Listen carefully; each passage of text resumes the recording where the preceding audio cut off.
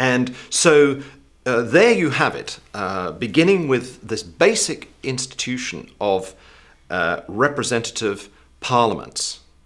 You have this dialectic of power sharing, the invention of something new. It would later come to be a central part of what we call representative democracy.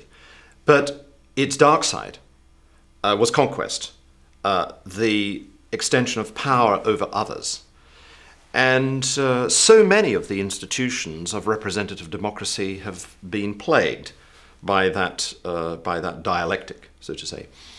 But nevertheless, however we judge it, the fact is that it was in what came to be called Europe that a whole constellation, a cluster of institutions was invented, that by the 18th century came to be called representative democracy. Nobody knows who first used that term.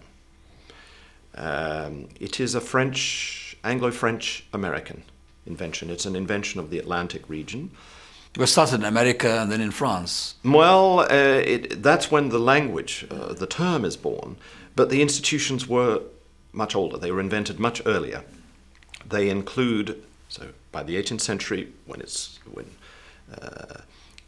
politicians, constitution makers, and others, writers refer to this new invention of representative democracy, they mean territorial states in which there is the rule of law, in which there are parliaments, there are periodic elections,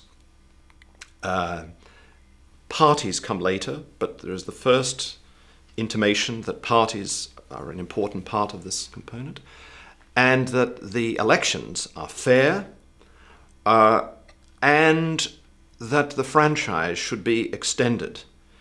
In the 18th century, more than 90% of the populations of Europe are excluded from governmental power. They're not part of this process of representative government and the attempt to democratize it.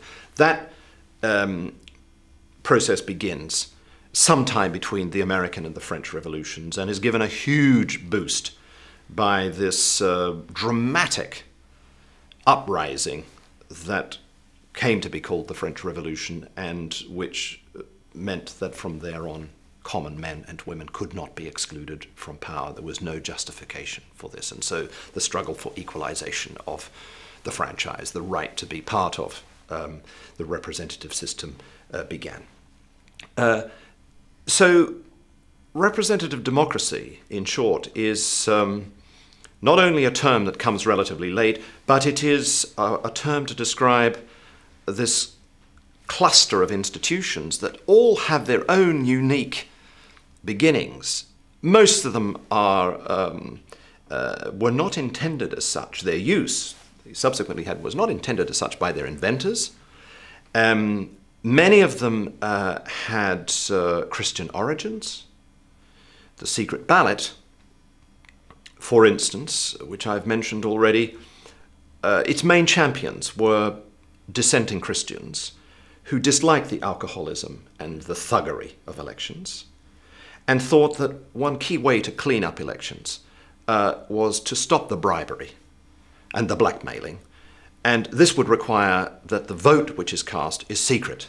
It's carried out in secret. But they also likened this experience of standing behind a curtain before a table with a pencil or a thumbprint to the relationship between the individual with his or her conscience standing before God. I mean, this was the direct analogy drawn. Sacred activity.